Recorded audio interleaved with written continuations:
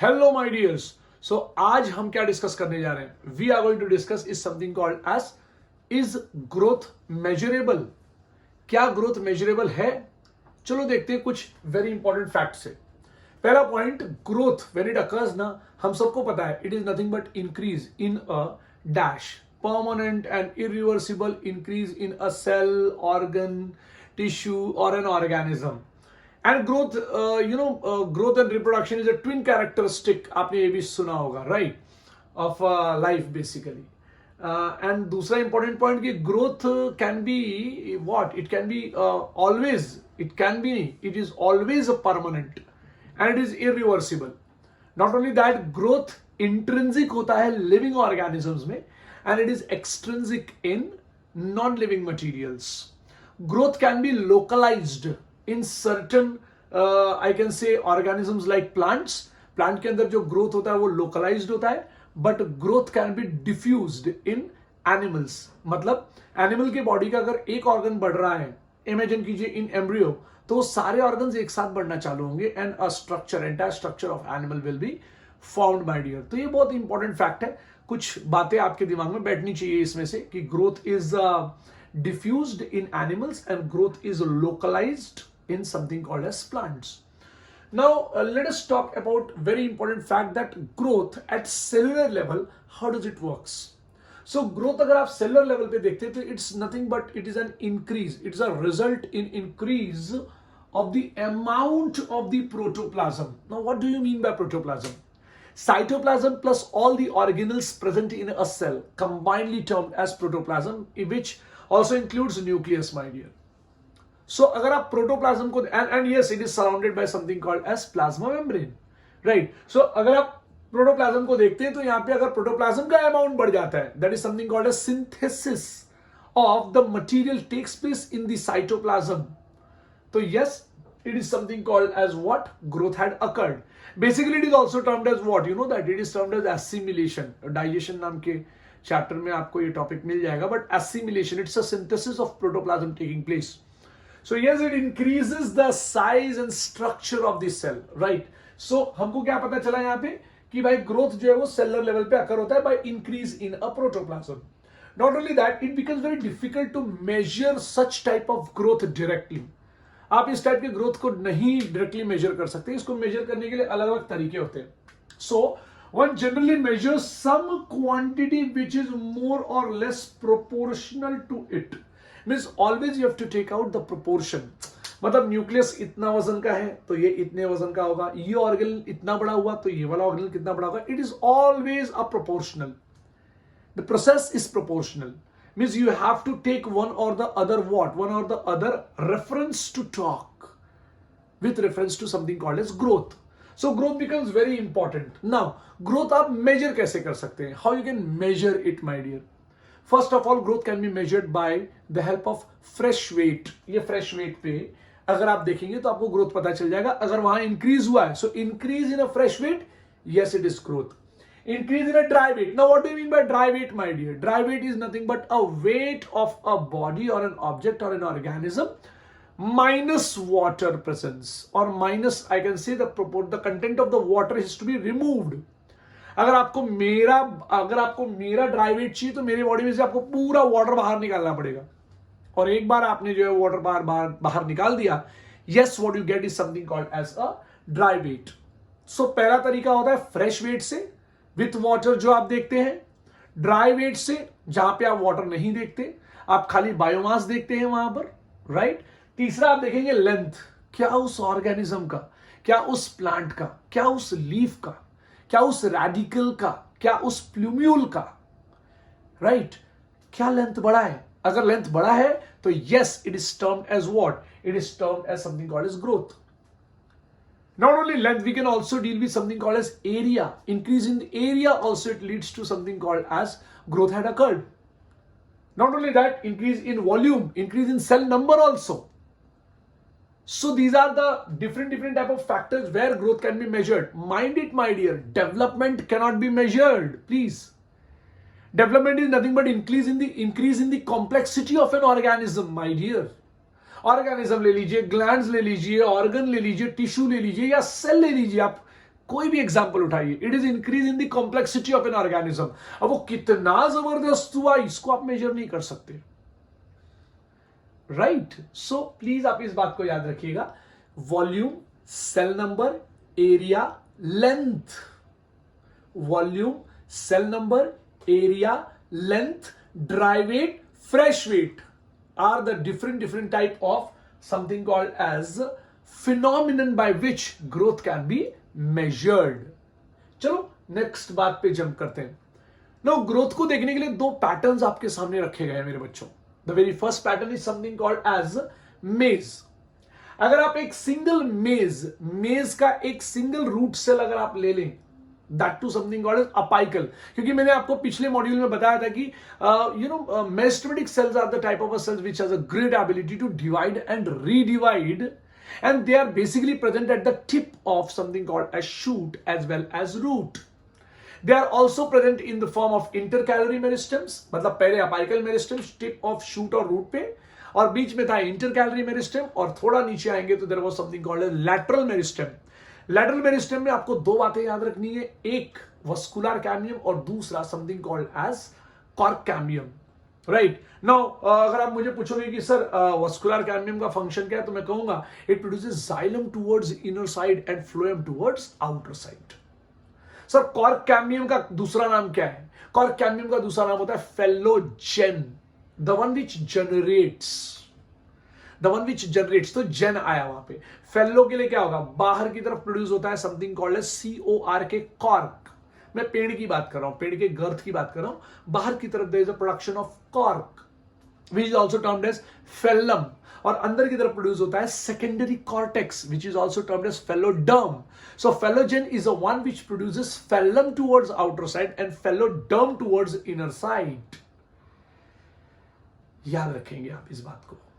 Now what we are going to start is कि एक single तो मेरे कहने का मतलब ये था कि लैटरल मेरिस्टेम वो कॉर्क कैम्बियम और वस्कुलर कैम्बियम हो गया, अपाइकल मेरिस्टेम में हो गया ऊपर का पार्ट और नीचे का पार्ट, राइट? ऊपर का जब मैं कहता हूं तो it is I am talking about shoot meristem, apical shoot meristem and apical root meristem, और यस इंटरकैलरी मेरिस्टेम का भी डिस्कशन मैंने कर लिया है।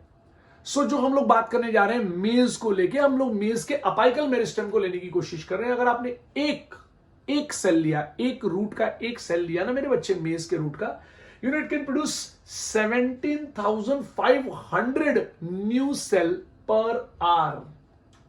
अब यहां पे आवर्स नहीं लिखना चाहिए था, लेकिन मैं यहां पे लिख रहा हूं यहां पे पर आवर। हर घंटे में आपको 17,500 न्यू सेल्स मिल सकते हैं। So imagine the rate of division of such type of cell, and here the growth is expressed in what? In the increase in the cell number. So one of the very important fact, increase in a cell number had led to something called as large number of cells are formed here, है कि नहीं? चलो watermelon की बात करते हैं। Watermelon मतलब आप जानते होंगे, जानते हैं ना? चलिए, सो वाटरमेलन का जो अगर आपने सेल ले लिया तो it can increase in a size up to 3,50,000 times. गजब का बात है, सच ए ह्यूज सेल बन जाएगा वो, राइट? नॉट ओनली दैट, अब यहां पे सेल, यहां पे जो ग्रोथ हुआ है ना, growth is expressed in increase in a size of a cell. अब आपको मैंने वाटरमेलन के बारे में बता दिया, मैंने आपको जो मेज के बारे में बता दिया। मुझे मालूम है आपका एक्सपेक्टेशन है कि सर एनिमल सेल में भी कुछ ऐसा होता है क्या? The answer is yes, and the very good example for this is neuron my dear. अगर आप न्यूरॉन को देखें तो neuron do not divide, so वो इलोंगेट होते हैं, तो that is what is increase, that is what is increase in a size, and that is something called as growth is expressed there in increase in a size. अब वो 3,50,000 time ज्यादा नहीं होता, but आपको याद रखना है, मैं वाटरमेलन की बात करूंगा तो 3,50,000 टाइम आप इस बात को याद रखेंगे। दूसरा इंपॉर्टेंट पॉइंट, आप एक बात इमेजिन कीजिए, आपने 10th स्टैंडर्ड में भी देखा होगा कि पॉलन ग्रेन जब बैठ जाता है स्टिग्मा पे तो it forms a pollen tube, and formation of pollen tube for fertilization is termed as what? It is termed as सिफोनोगैमी। ये शब्द याद रखना, आपको आगे आएगा, बट इट इज सिफोनोगैमी या साइफोनोगैमी। अगर आप साइफोनोगैमी को देखते हैं यहां पे, तो यहां पे ग्रोथ जो हुआ है, that growth is increase in a size and it is not increase in a number मेरा बच्चा, it is increase in a size my dear. So आपको ये बात ना याद रखना है मेरे बच्चों, ठीक है ना। सो ये पॉइंट आप याद रखेंगे। दूसरा खास बात यहां पे, अगर आप increase in a surface area अगर आप देखते हो तो it denotes the growth in dorsiventral leaf. ये लीफ होता है ना पत्ता, इमेजिन कीजिए आम का पत्ता छोटा सा है, नाउ इट इज इंक्रीजिंग, तो पत्ता बड़ा हो जाएगा, ऐसा पूरा ह्यूज लंबा हो जाएगा। अब यहां पे आप क्या बोलोगे मुझे, आप क्या बोलोगे यहां पे इंक्रीज, अब यहां पे देखो आप साइज जो इंक्रीज हुआ है on the basis of the length हुआ है, पॉलन ग्रेन का increase on the basis of the length हुआ है। साइज अब अगर आप देखेंगे यहां पे तो सरफेस एरिया यहां पे इंक्रीज हुआ है ऑफ डॉर्सीवेंट्रल लीफ का। सो अगर शब्द आए पॉलन ग्रेन के लिए तो बोलना भाई लेंथ इंक्रीज हुआ है, साइज में क्या इंक्रीज हुआ है, लेंथ इंक्रीज हुआ है सर। सो लेंथ इंक्रीज हुआ है पॉलन ट्यूब के लिए। और अगर लीफ का डॉर्सीवेंट्रल फॉर्म अगर बड़ा हो रहा है, पूरा लीफ का लैमिना बड़ा हो रहा है, तो yes it is termed as what, यहां पे सरफेस एरिया इंक्रीज हुआ है माय डियर। तो आपको इस बात को याद रखना है। Now next what we are going to start is something called as phases of growth मेरे बच्चों। जब आप phases of growth, अब ये आपके बुक में किधर है सर, तो इट इज एट 15.1.3 वाले टॉपिक में है, पेज नंबर 241 में आपको ये मिलेगा। So phases of growth, the period of a growth is divided into what, into a 3 phases my dear। The very first is meristematic, मैंने लिखा है यहाँ पे meristematic phase, second will be elongated phase and third will be maturation phase मेरे बच्चों, maturation phase. ना मैं आपको एक बात और बता दूं यहां पे कि अगर आप एग्जांपल में लेना चाहते हैं तो you can take a very good example which is given in your book is root का टिप, रूट टिप मैं बनाने की कोशिश करता हूं ताकि आपको समझ में आए मेरे बच्चों। ये इधर इस तरीके से बना लेता हूं आपके लिए, ठीक है ना।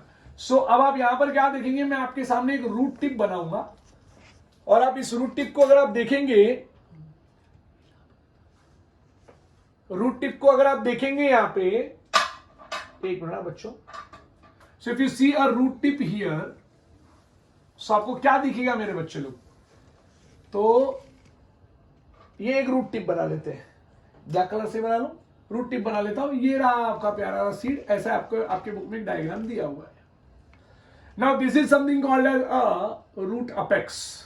बात मान के चलिए आप मेरे बच्चों की यहां पे डिवीजन होने वाला है, राइट। अब ना मैं क्या करता हूं कि मैं इसी सीड को थोड़ा सा बड़ा कर देता हूं, क्योंकि ये बड़ा हो गया, मान लीजिए ऐसा इमेजिन करते हैं, इमेजिन कीजिए कि बड़ा हो गया, ये ऊपर की तरफ प्लूम्यूल की दिखाना है, लेकिन यहां पे अगर आपके टेक्स्ट बुक में नहीं दिखाया इसलिए मैं भी इसको ऐसा नीचे कर दूंगा। अब यहां पे आपको दिखाना क्या है, what I want to show you all मेरे बच्चों, ये जो पार्ट है ना ये यहां है, ए, this is here B, this is here C, this is here D, this is here E, this is here F। आप देख सकते हैं मेरे बच्चों, मैं थोड़ा और आगे तक कर लेता हूं, this is something called G। तो आप यहां पर ध्यान से क्या देख रहे हैं मालूम है मेरे बच्चों, आप यहां पर देख रहे हैं कि अपाइकल रीजन आप नहीं पकड़ेंगे, अपाइकल रीजन में सेल डिवीजन शुरू है, आपके बुक में नहीं दिया बट आपको याद रखना है, in apical region there is a cell division going on. But if you see A B C D E F G, right, this region यहां पर क्या हो रहा है, इट इज इलोंगेशन। सो आप प्लीज ये याद रखिए कि बोथ यहां पे जो मैं बता रहा हूं ना, द कांस्टेंट हियर दीज, मैं ये जो जगह है ना, ये here the cells are dividing constantly, it's very important, आपके बुक में लिखा हुआ है, प्लीज याद रखना, at the apex the cells are dividing constantly, तो constantly dividing cells मिलेंगे, but at the कहां पे, but at the shoot apex and root apex। so ये मैं कह दूंगा यहां पे कि भाई ये देखो जो है ना, it is a root apex। so at a root apex what you see, the cell division is occurring constantly और cells are dividing constantly my dear. कहां पे, shoot apex and root apex में। मैं फिलहाल आपको रूट अपेक्स दिखा रहा हूं मेरे बच्चों, तो ये पॉइंट आपको याद रखना होगा। Now the cell in this region are what, they are rich in protoplasm. तो मैं लिखूंगा यहां पे, जरा मैं मिटाना चाहता हूं, ये भी मिटा दूंगा मैं।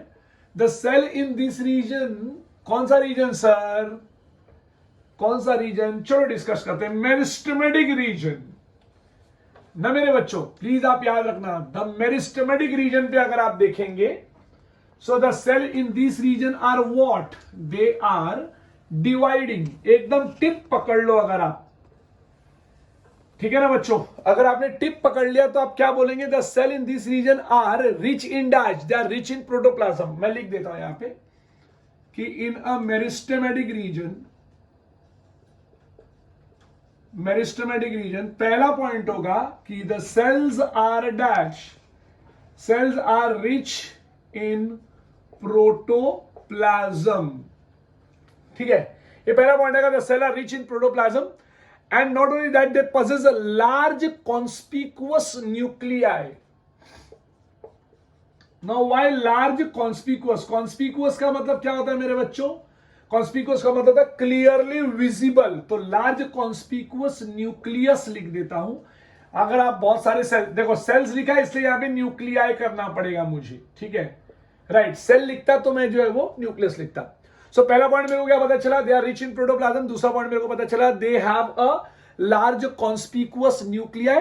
The cell wall is dash in nature, the cell walls are what, the cell walls are primary in nature. मेरे बच्चों ये बहुत ही इंपॉर्टेंट पॉइंट है, the cell walls are dash in nature, primary in nature.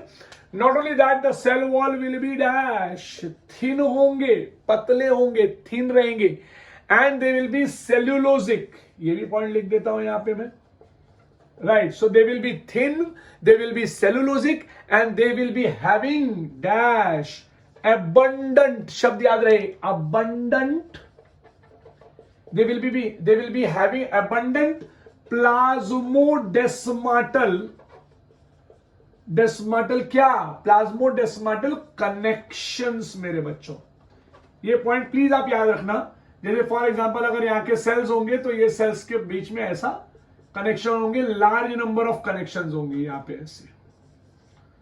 So you have to understand my dear what I am telling it to you. ये मैंने आपको meristematic reason बताया, ये वाला प्लीज याद रखना। मैंने आपको ये बताया जहां पे the cells are dividing constantly my dear, please याद रहे। वापस कहता हूं, अरे इन्होंने ना तो खाली आपको आपके टेक्स्ट बुक में ना बस खाली इन्होंने पेज नंबर 241 पे गिन के 3 या 4 लाइन ही लिखा है। वो 3 या 4 लाइन में पहला पॉइंट है cells are rich in protoplasm, half mark मिल जाएगा, दिमाग में रखो। लार्ज कॉन्स्पिकुअस न्यूक्लियाई प्रेजेंट है। You know why there is large conspicuous nuclei, because always they are ready for dividing ना मेरे बच्चों। और अगर वो डिवीजन में है तो वो बेसिकली कहां प्रेजेंट होंगे मालूम है क्या? याद है आपको cell cycle, G1 phase, S phase और G2 फेज। तो जब ये G1 फेज, S फेज और G2 फेज चलता है ना मेरे बच्चों, तो बेसिकली S फेज जब आता है ना तो वहां पे size of a nucleus increases my dear. So they are always ready to get divided, therefore the size of nuclei is very large. Cell wall thin होगा, सेल वॉल में cellulose present होगा, सेल वॉल के अंदर abundant प्लाज्मोडेस्माटल कंडक्शंस होगा ताकि cytoplasm और protoplasm movement कर पाए, साइटोप्लाज्म बेसिकली। मेरी तरफ से मैं कुछ पॉइंट ऐड कर देता हूं। दे show presence of mitochondria, large number of mitochondria. They show a large amount of respiration, rate of respiration is very high. Food का जो ये है क्या कहते हैं अपना कंटेंट है, it becomes very less. You know why? वो सब यूज कर देते हैं ना मेरे बच्चों। Now the cells of proximal, that is just next away from the tip, just next away from the tip अगर आप देखेंगे मेरे बच्चों ने तो उसको क्या बोलते हैं, मैं जरा ये मिटा देता हूं यहाँ पे। तो मेरिस्टेमेटिक रीजन को मैं मिटाने जा रहा हूं और इसके बाद के रीजन को मैं बताऊंगा क्या, तो मैं बताने वाला हूं इसके बाद के रीजन को। एक मिनट मेरा बच्चा, एक मिनट जरा। So the region which I am going to explain to you right now is a region of elongation। जो आपने ये मैंने ABCD लिखा हुआ है ना मेरे बच्चे, ये इसका मैं डिस्क्रिप्शन देने जा रहा हूं मेरे बच्चों, प्लीज याद रखना। रीजन ऑफ इलोंगेशन, सो मैं लिखूंगा the cells proximal to the apex, the cells proximal to the apex, right, apex. अब अपेक्स मतलब कौन सा जोन? Meristematic zone. पहला वाला हमने मेरिस्टेमेटिक जोन पढ़ लिया, मेरिस्टेमेटिक जोन। तो cells present proximal to apex, that is meristematic zone, represents the phase of elongation. तो ये शब्द याद रहे, represents dash, represents the phase of elongation। मैं कहना चाहूंगा ये फेज ऑफ इलोंगेशन तो आपने पढ़ा, but phase of elongation is seen in what region of elongation. ये बहुत इंपॉर्टेंट पॉइंट है। So it is the region of elongation, and this is what is the region of elongation, my dear. So the cells which are present proximal, proximal का मतलब थोड़ा पीछे। देखो देखो logic बहुत सिंपल है। अगर ऐसा मैंने बनाया ना तो ये A फॉर आगे हो गया और इसके थोड़ा पीछे यहां पर तो ये P फॉर पीछे हो गया। तो वर्ड याद है ना, P for proximal, P for पीछे, शब्द याद रहे। तो the cells proximal to the apex और meristematic zone represents the phase of dash, the phase of elongation. अब फेज ऑफ इलोंगेशन में क्या क्या होता है? सबसे पहला बात यहां के सेल्स का ना, सबसे पहला बात होता है इंक्रीज्ड वैक्यूलेशन। ये बहुत इंपॉर्टेंट पॉइंट है। यहां पे वैक्यूल बहुत बड़े बड़े रहेंगे, पहला पॉइंट। दूसरा point, here there will be something called as cell enlargement. ये भी बहुत जबरदस्त बात है। सेल गेट्स एनलार्जमेंट, सेल का इलोंगेशन होता है। और हाँ, यहां पे बेसिकली आपके बुक में दिया नहीं है, लेकिन सेल का जो इलोंगेशन या एनलार्जमेंट होता है ना, ये लॉन्जिट्यूडनली होता है, माने ऐसा। तो लॉन्जिट्यूडनली यहां पर होता है। और नॉट ओनली दैट, यहां पर आपको न्यू सेल वॉल का डिपोजिशन मिल जाएगा। New cell wall deposition will also take place. तो ये बहुत ही important point, new cell wall deposition, right. So these are the characteristic of this type of cell in this phase. तो देखो basically हम लोग फेजेस ऑफ इलोंगेशन का बात कर रहे हैं। तो उसके पहले आप बोलोगे सर आपने तो उसके पहले मेरिस्टेमेटिक जोन सिखाया था। मेरिस्टेमेटिक जोन में फेज ऑफ मेरिस्टेम चल रहा था मेरे बच्चों। प्लीज मेरी बात को ध्यान से सुनो। हमने यहां पे 3 नाम लिखा था। पहला हमने नाम लिखा था कि 3 फेजेस में होता है। एक होता है मेरिस्टेमेटिक फेज, दूसरा होता है इलोंगेशन फेज, और तीसरा होता है मैचुरेशन फेज। तो मेरिस्टेमेटिक फेज कहां होगा? Meristematic phase will occur in the region of meristematic zone, right. दूसरा पॉइंट क्या होगा सर? दूसरा पॉइंट होगा सर अब फेज ऑफ इलोंगेशन कहां होगा? अरे भाई फेज ऑफ इलोंगेशन होगा रीजन ऑफ इलोंगेशन में। एंड फेज ऑफ इलोंगेशन में होता क्या है sir? There will be something called no division of cell takes place. Point number 1, यहां पे सेल का डिवीजन नहीं होगा, चाहे कुछ भी हो जाए, प्लीज इस बात को याद रखना। There will be no division of cell takes place. दूसरा इंपॉर्टेंट पॉइंट, सेल का एनलार्जमेंट होगा, हाँ सर। सेल का इलोंगेशन होगा, हाँ सर। सर यहां पे न्यू सेल वॉल डिपॉजिट होगा, हाँ सर डिपॉजिट होगा। नाउ एक्सट्रीम प्रॉक्सिमल क्या है स्टेटमेंट? देखिए, further away from the apex, more proximal. मैं यहां पर आ गया इस जगह पे, ये वाला पॉइंट है। यहां पर आप क्या देखते हैं? यहां पर आप देखते हैं फेज ऑफ मैचुरेशन। मैं मिटाना चाहूंगा इस पॉइंट को, फेज ऑफ मैचुरेशन मेरे बच्चों। तो जब आप बात करोगे ना फेज ऑफ मैचुरेशन का यहां पे, सो यहां पर एक शब्द आता है डिफरेंशिएशन। ये पॉइंट आपको फिर से याद रखने जैसा है। फेज ऑफ मैचुरेशन में यहां पर सेल्स को ये पता चल जाता है, मैं बार बार कह रहा हूं, शायद ये आपके बुक में नहीं दिया होगा, बट आपके दिमाग में बैठाना है इस बात को कि phase of maturation is a phase where the cell comes to know its role. Point number 1 ये बात याद रखना। And this portion of the axis में जो मैं बात कर रहा हूं ना, यहां पे सबसे पहला पॉइंट होगा maximal size in term of wall thickening takes place. मैं लिख देता हूं यहां पे phase of dash, phase of maturation मेरे बच्चों। बच्चा पार्टीज प्लीज याद रखना, आपको मैं जो एनसीईआरटी पढ़ा रहा हूं it is from line to line. आप अगर अपना बुक लेके बैठेंगे ना, आपके पेज नंबर 242 पे गिन के 5 या 6 लाइन होगी, लेकिन उसके ऊपर मैंने 5 से 6 मिनट बात किया है। फेज ऑफ मैचुरेशन अगर मुझे कोई बोलता है ना, तो मैं कहूंगा कि it is away from the apex, पहला पॉइंट आएगा।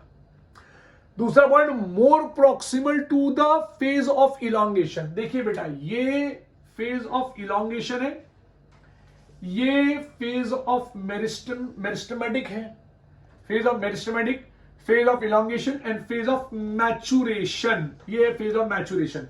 तो मेरा सवाल ये है कि phase of maturation is what? It is more proximal to the phase of elongation, ज्यादा पीछे है इलोंगेशन से भी। And lies the portion of axis which is undergoing the phase of maturation, मतलब ये वहां पड़ता है जहां पे फेज ऑफ मैचुरेशन चालू है। सो मैक्सिमल यहां पे क्या होगा, यहां पे maximum thickening, wall thickening will take place मेरे बच्चों। सबसे ज्यादा वॉल थिकनिंग यहां मिलेगा और प्रोटोप्लाज्मल या प्रोटोप्लाज्मिक मॉडिफिकेशन आपको यहां मिलेगा।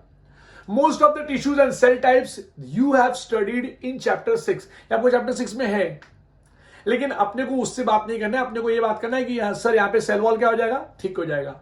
एबिलिटी टू डिवाइड नहीं रहेगा सर। डिफरेंशिएशन हो गया, हां सर डिफरेंशिएशन हो गया।